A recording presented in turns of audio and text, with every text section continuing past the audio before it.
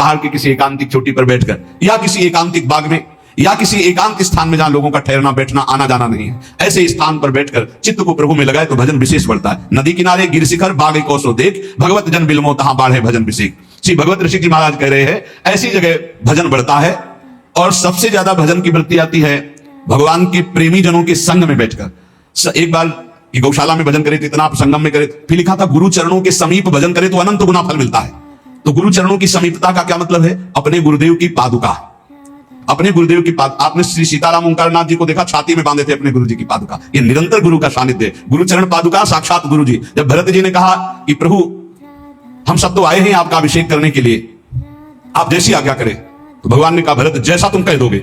जब सारा भार भरत जी के ऊपर डाल दिया तो भरत जी ने कहा जय विधि प्रभु प्रसन्न मन हुई, करुणा सागर कीजिए सोई। प्रभु जिस प्रकार आपका मन प्रसन्न हो वही कीजिए, ऐसा नहीं आपका मन जिस प्रकार। तो भगवान ने कहा हम तो ये चाहते अपने पिता की आज्ञा का पालन करो। बोले प्रभु जीने का सहारा दे दीजिए। तो भगवान ने पादुका 14 वर्ष तक पादुका को सिंहासन में विराजमान कर पूर्ण राज्य शासन आज्ञा मांगकर करते थे। ऐसे गुरु चरण चिन्ह, गुरु चरण पादुका का सानिध्य और निरंतर भजन तो अनंत गुना फल प्रदान करता है। जो उपासक अपने गुरुदेव या भगवत भक्तों को सबसे बड़ा मानता है त्रिभुवन में, उसी का भजन सिद्ध होता है। ये भी बात समझ लो। भजन न करने वाले के हृदय में दुनिया का प्रपंच आता है। नहीं तो गुरु जब मत्ता परतरम नान्यत किंचित अस्ति धनंजय, मेरे सिवा कोई है ही नहीं, तो गुरु तो साक्षात पर ब्रह्म है ही।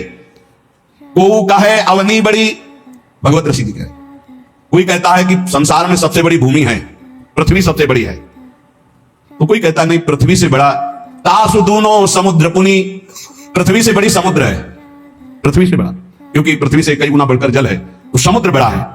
तो बोले सो अंजुलि भरी लियो ताई सोख्यो अगस्त मुनि, बोले समुद्र से बढ़कर अगस्त मुनि, क्योंकि अंजुलि में रख के समुद्र को पी गए। तो बोले अगस्त भी तो आकाश में एक तारे की जगह है। नव अगस्त कौबास छिपे उद्योत भानु के, जब सूर्य प्रकट होता है तो उनका टिमटिमाना भी नहीं दिखाई देता, आकाश में विराजमान है अगस्त।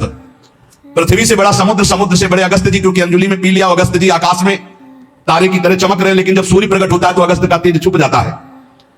और वेदों में कहे ये सूत्र है कि जो सूर्य है, भानु वेदियों कहा है चक्षु है चक्रपाण के, सुदर्शन चक्रधारी भगवान श्री हरि के नेत्र के प्रकाश से सूर्य प्रकाशित है। तो भगवान के नेत्र सूर्य से बढ़कर प्रकाशवान हुए। और ऐसे भगवान चक्रपाण हरिजन के हृदय कमल कीन हो निवास। भगवान कहते हैं मुझे भक्तों ने अधीन कर लिया है, आम भक्त पराधीन हो असुतंत्र यदि। ऐसे भगवान भक्त के अधीन है तो सबसे बड़े हुए भक्त। पृथ्वी से बड़ा समुद्र, समुद्र से बड़े अगस्त जी आकाश में, और अगस्त जी भी भानु के तेज से मंद पड़ जाते हैं, और भानु का तेज भी भगवान के नेत्र से प्रकाशित। तो भगवान श्री हरि भक्तों के अधीन है, भक्तों के हृदय में रहते हैं सर्वश्रेष्ठ भक्त। जो भक्तों को सर्वश्रेष्ठ मानता है, गुरु को सर्वश्रेष्ठ मानता है, उसके हृदय के सारे दोष नष्ट हो जाते हैं और निश्चित वो भगवत प्राप्त हो जाता है। संतों ने कृपा करके हमें भगवत उपदेश किए हैं जिससे हमारे सारे दोष नष्ट हो जाए। कह रहे हैं कि इस संसार में कैसे जाना जाए कि आदमी नरक जाएगा, अपने को कैसे जाना जाए कि हम नरक जाएंगे। बोले विश्वासघातिनो ये च कृतज्ञाव्रत लोपिनः द्विज देवेषु विद्रिष्टा शांतयन्ते धराम नराः। जिसने किसी को विश्वास दिलाया और विश्वासघात कर दिया उसको नरक की प्राप्ति होगी। विश्वासघाती महापापी माना जाता है, कभी विश्वासघात न करे। कोई शरण में आ जाए या किसी को वचन दे दे या किसी को विश्वास दे दे फिर विश्वासघात करे, उसको नरक की प्राप्ति होती है। दूसरा कृतज्ञ, तुम्हारे साथ उपकार किया, तुमने उपकार नहीं माना, उसका अमंगल किया, नरक की प्राप्ति होगी। तीसरा आज से मैं ये करूंगा, ऐसा व्रत लिया और व्रत तोड़ दिया बीच में, उसको नरक की प्राप्ति होगी। ये खिलवाड़ नहीं है, मैं ये व्रत लूंगा, ये ऐसा करूंगा, मैं ऐसा धाम जाऊंगा, ये इतने लोगों को भोजन कराऊंगा। ये कई लोग ऐसे होते हैं जो बड़ी बड़ी बातें कह देते हैं, उनको पता नहीं कि ये खिलवाड़ नहीं है। ऐसा कर दूंगा, ऐसा कर दूंगा, ऐसा कर दूंगा, कि आपको चले पहुंच गए नरक। व्रत का उल्लंघन करने वाले, प्रतिज्ञा का उल्लंघन करने वाले, नियम का उल्लंघन करने वाले नरक को प्राप्त होते हैं। मैं इतनी परिक्रमा करूंगा, मैं ऐसा करूं, कुछ भी नहीं।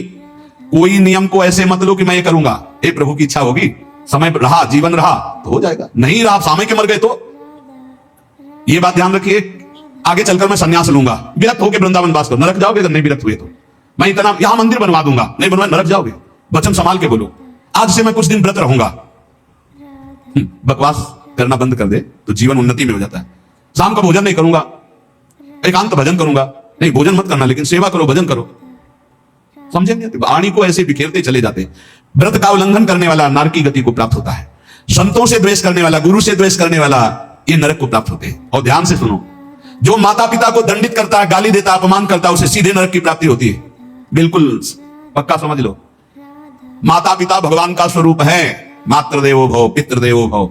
बिल्कुल बुद्धि खराब मत करो, कलयुग बुद्धि भ्रष्ट कर रहा है। माने माता पिता ने देवा साधुन ते करवावे सेवा, जिनके आचरण भवानी ते निश्चर समझानो। राक्षस है, और ऐसे राक्षस पुत्र रूप में ज्यादा पैदा हो रहे हैं। एक देखा हूं कि माता को बाल पकड़ के घसीट रहा है, लात से पेट में प्रहार कर रहा है, पिता को थप्पड़ और सीधे छाती पे लात। वाह, इस पुत्र के जानते हो क्या गति होगी? सीधे रो नरक। फिर वहां जो दंड मिलता है, वहां मरना तो है नहीं प्यारे, ना बेहोश हो सकते हो ना मर सकते हो, होश में रहकर दंड भोगना है। नरक की खासियत है, 100 बार काटे जाओगे 100 बार जिंदा रहोगे, उसे यातना दे कहते हैं। होश में ये मत मानना कि नरक वरक नहीं है। जैसे लोग कहते जा रहे हैं कौन नरक सरक, बोल लो, जब फंसते हो ना, बोले यही सब मिलता है, यही नहीं मिलता है। जब चोरी करोगे तो पहले घर से लेके थाने तक डंडा चलेगा, थाने में स्पेशल पिटाई होगी, फिर कपड़े वपड़े संभाल के तुम्हारी हथकड़ी लगा के जज के सामने, फिर वहां तुम्हारी चोरी का न्याय होगा। ये ब्याज में मिला है, ये ब्याज में घर से लेकर पकड़ने तक और थाने तक जो पिटाई हुई, ये ब्याज है। मूल तो न्यायाधीश करेगा कि 20 साल की सजा या मुफ्त इतना इतना दंड। ऐसे ही कर लो मनमानी पाप। यहाँ जो ठोकर और रोग है, ये तो ब्याज है, मूल तो नरक में भोगना पड़ेगा। जो माता पिता का त्याग कर देता है उसे नरक की प्राप्ति होती है। जो माता पिता को दंड देता है, जो माता पिता को गाली देता है, और जो अपनी पाणी ग्रहण की हुई स्त्री को, निर्दोष स्त्री को नाना प्रकार के दोषारोपण करके दंड देता रहता है, कलह मचाता रहता है, ऐसे पुरुष को नरक की प्राप्ति। और जो अपने सज्जन पति का त्याग कर पर पुरुष का अनुसरण करती है, ऐसी स्त्री को नरक की प्राप्ति होती है। जो गुरुजनों को कठोर वचन बोलते हैं, जो गुरुजनों का आदेश का पालन नहीं करते, उनका पोषण नहीं करते, जो देवता ब्राह्मण और निर्बलों का धन का अपहरण कर लेते हैं, ऐसे मनुष्यों को नरक की प्राप्ति होती है। जो मदिरा पान करते हैं, सुन लीजिए, ये चे मध्य रता पापा द्वित कर्म रतास तथा। हमारा शास्त्र कहता है भारतवासी हो, विदेशी नहीं हो तुम, इस भूमि में जन्मे हो, यदि मदिरा पियोगे तो नरक का रास्ता पक्का कर रहे हो। बोले इसमें तो कोई हिंसा नहीं, लेकिन शास्त्र निषेध है।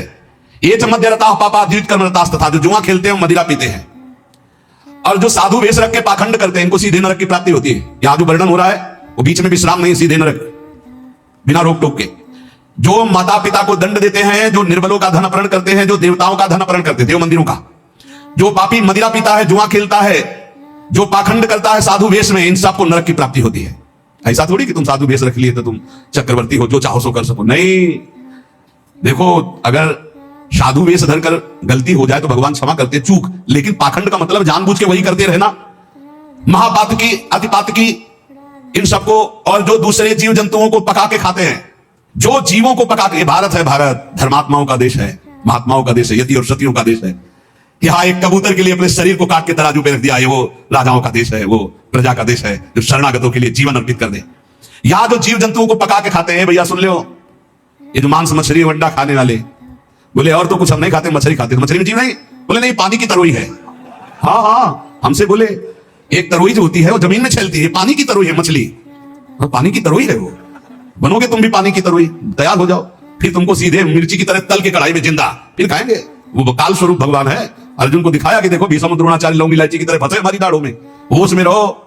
शास्त्र आज्ञा है, जो दूसरे जीव जंतुओं को मार के उबाल के, बोले हम तो नहीं इसे पर खरीद के लाते हैं, वैसे ही भोग मिलेगा, दंड मिलेगा। और सुनो, जो सत्कर्म का संकल्प करके सत्कर्म नहीं करते, सत्कर्म का संकल्प लेके, सत्कर्म का ये करूंगा, ये दूंगा, ये ऐसा कभी मत बोलो, जबान से कर दो, कर दिया, जबान से बोल दिया और किया नहीं तो नरक जाओगे। जो दूसरों को सदैव कष्ट ही देता रहता है, जो शास्त्र और धर्म के विरुद्ध चलता है, शास्त्र के अनुसार चलने वालों का उपहास करता है, जो दूसरे की जीविका छीन लेता है, जो द्वेषवश महामहिम गुरुजनों की निंदा में प्रवृत्त होता है, वे सब नरक जाते हैं। जो दाता दान दे रहा है और वो जाकर उसको भड़का के रोक देते हैं, नरक जाएंगे, दाता भी और भड़काने वाला भी। जो पाप कर्म के लिए प्रेरणा देता है, जो अनाथ उनको पीड़ा पहुंचाता है, इन भूतल पर ऐसे लोगों को नरक की प्राप्ति होती है, और ये पाप उनको घोर दुख में नरकों में ढकेलते हैं। ब्रह्मण्यम पुण्यमुत्सृज्य ये द्विजालोभ मोहिताः कुकर्म युपजीवन्ति ते वै निरयगामिनः नरकगामी। ध्यान से सुनना, जो ऊंचे कुलों में जन्म लेकर के निम्न आचरण करते हैं, न संध्या है, न बंधन है, न अर्घ देना है, बस मनमानी पापाचरण, सीधे नरक, खिलवाड़ नहीं है। तभी कलयुग ने ब्रह्मा जी से कहा था चिंता मत करो। जैसे बड़े भैया ने सतयुग ने कहा हमारे राज्य में कोई नरक नहीं जाएगा, ये छोटे भैया त्रेता जी ने कहा कि हमारे राज्य में भी जैसे बड़े भैया का राज्य वैसे ही रहेगा। द्वापर ने कहा आज्ञा पालन की कोशिश करेंगे। तो कलयुग ने कहा ब्रह्मा जी से वचन देते हैं, भूल चूक से कोई स्वर्ग या परम पद चला जाए, सीधे नरक भेजेंगे, हाउसफुल, नरक हाउसफुल रहेगा। देख लो ना, यही लक्षण है, जो लक्षण है उनको देखो प्राय। जो लोभ से मोहित होकर परम पवित्र कुलों में जन्म कर होकर के अपने कुल धर्म का त्याग करके पापाचरण करते हैं, ऐसों को नरक की प्राप्ति होती है। जो भगवान को गालियां देते हैं, नास्तिक हैं, इनको नरक की प्राप्ति होती है। जो धर्म की मर्यादा को भंग करते हैं उनको नरक की प्राप्ति होती है। जो कामी पुरुष दूसरे की स्त्रियों के साथ या कामी दूसरे पुरुषों के साथ, उनको नरक की प्राप्ति होती है। ध्यान दे दे, भारत है, धर्म विधान है। अब आप कह दो कि नहीं कानून नहीं, कहिए कानून, ये भागवतिक कानून है, भगवान का बनाया हुआ है, तुम्हें भोगना पड़ेगा। होश में सत्संग सुनाने के लिए ये बड़े बड़े शास्त्रों से, महर्षियों से इसीलिए चयन करते हैं कि तुम्हारे और हमारे होश ठीक रहे। ये भारत है, ये धर्म भूमि है, यहां मनमानी आचरण नहीं कि पतिवंचक पर पति रति करई, गोस्वामी तुलसीदास जी, रौरव नरक कल्प सत परई, ऐसे पुरुष के लिए भी है।